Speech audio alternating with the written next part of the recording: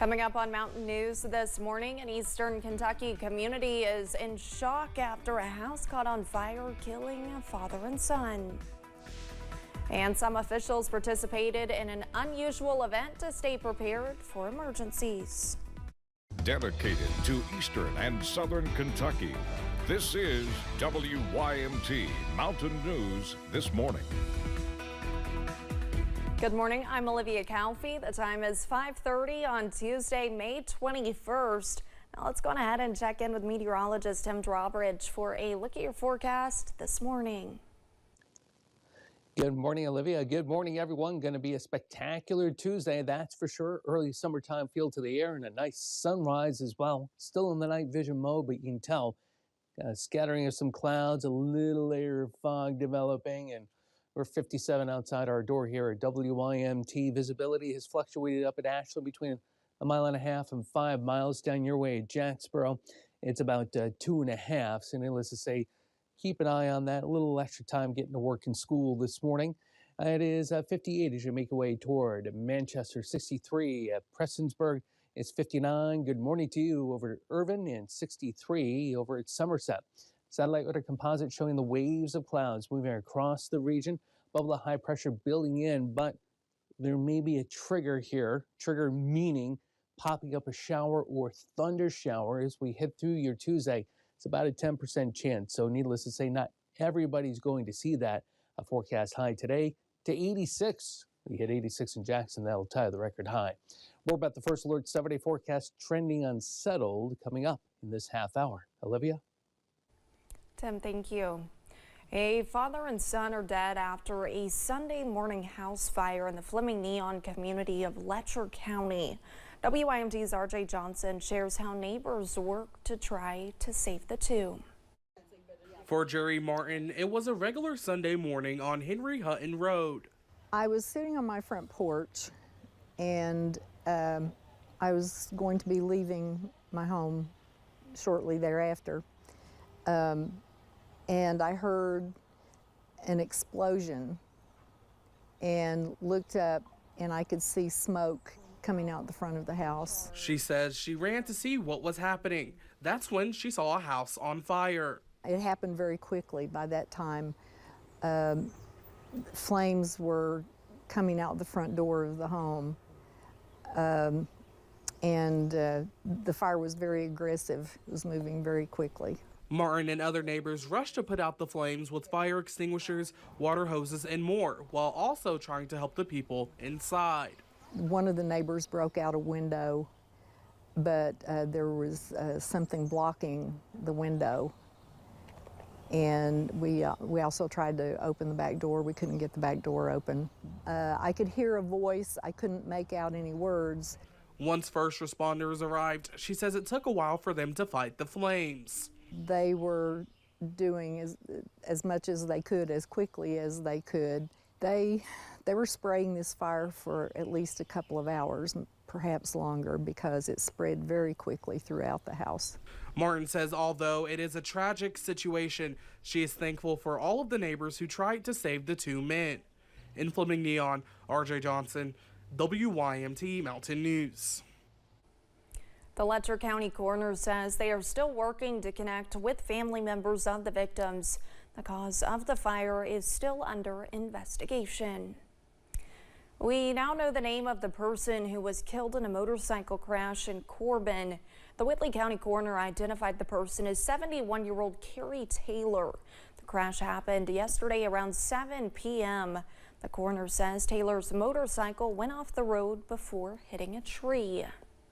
We also know the name of the person that was killed in a crash last Friday in Southwest Virginia. 74-year-old Nancy Pauley of Jonesville, Virginia, died at the scene. The crash happened on Route 58A in Lee County, Virginia. Officials said Pauley was not wearing a seatbelt at the time of the crash. Several law enforcement agencies teamed up to arrest a federal fugitive from Virginia in Laurel County. Authorities say 71-year-old Byron Howard was involved in a pursuit that began in the Keavy area when he left Moberly Bend Road and hit a tree. They say Howard fired 2 shots at police before surrendering. He was taken to the hospital to be treated for cardiac issues. He's facing several charges, including attempted murder of a police officer. He will be held in the Laurel County Detention Center after he's released from the hospital.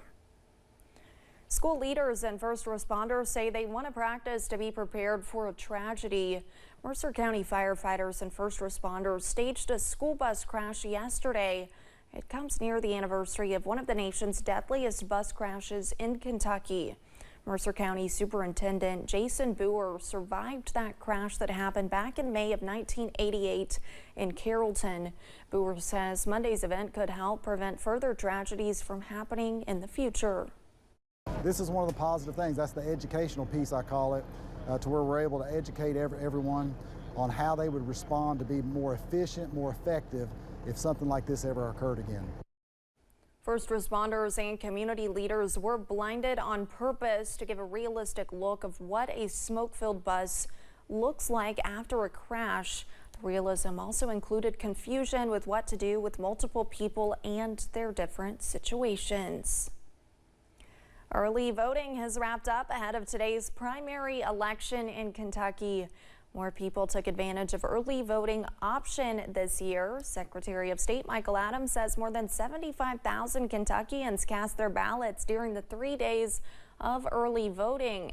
That's up about 2,500 people compared to last year's May primary. Similar to last year, the Secretary of State says most early voters were Republicans. And we are not far away from polls opening for this year's primary election in Kentucky. If you did not vote early, here's what you need to know about voting today on Election Day. The polls are open from 6 a.m. to 6 p.m. You can look at sample ballots and find your polling location on govote.ky.gov. And here's some of the races we will be following today in the race for the 95th District State Representative, which covers Floyd and Pike counties. Brandon Spencer and David Pennington will square off in the Republican primary. In the race for 41st Circuit Commonwealth's attorney on the Republican side, longtime incumbent Gary Gregory will take on Haley Joe Fields. That area covers Clay, Leslie, and Jackson counties. There will also be 2 races in Pulaski County that involve the Somerset City Council. In Ward 3, Barbara Beckham, Brent Fleming, Mike Honeycutt, and Brennan Wilden are all vying for that spot. And in Ward 5, incumbent Jerry Girdler will face Jeanette Hislop and Margaret Dick. And there are 2 areas in eastern Kentucky that are having a wet, dry vote. Folks will decide whether or not alcohol can be sold in Fleming Neon in Letcher County, and that vote will also happen for all of Knott County. You can see all of our election coverage and the latest results today on the WYMT News app. That app is free to download from the Google Play Store or the Apple App Store. You can scan that QR code that you see on your screen to download. The Breaks Interstate Park hosted an event all about cleaning up Appalachia, working across state lines to bring communities together. WYMT's Buddy Forbes has more about the mission. Community health, human health.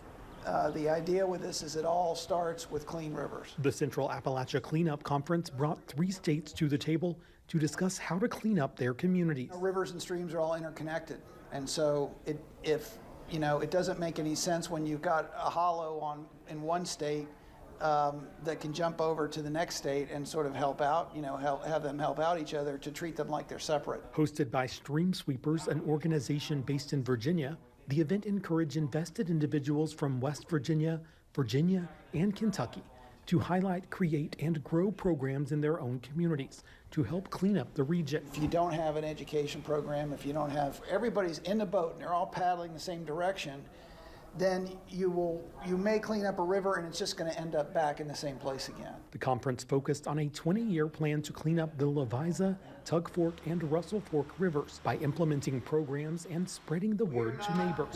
We do not tattle on landowners. That's not what this is about. We have organized resources that can help you help yourselves if you want to help yourselves. Saying it is about communities creating change for themselves. 10 different ways of why the river is important to people, why keeping it clean is important, right? So then you In Breaks, Virginia, Buddy Forbes, WYMT Mountain News. Those involved say partners like Pike County Pride Cleanup, Friends of the Tug of Fork, and others are already working in their communities. But their efforts are stronger when they band together. And when we return, one national lawmaker wants to restrict gambling ads to prevent addiction. Waking up on this Tuesday morning to a good feel to the air. We got a little bit of a ugly tint here. So we'll go ahead and we'll head to the break with the theme of summer today. First Alert 7-day forecast coming up in just a moment.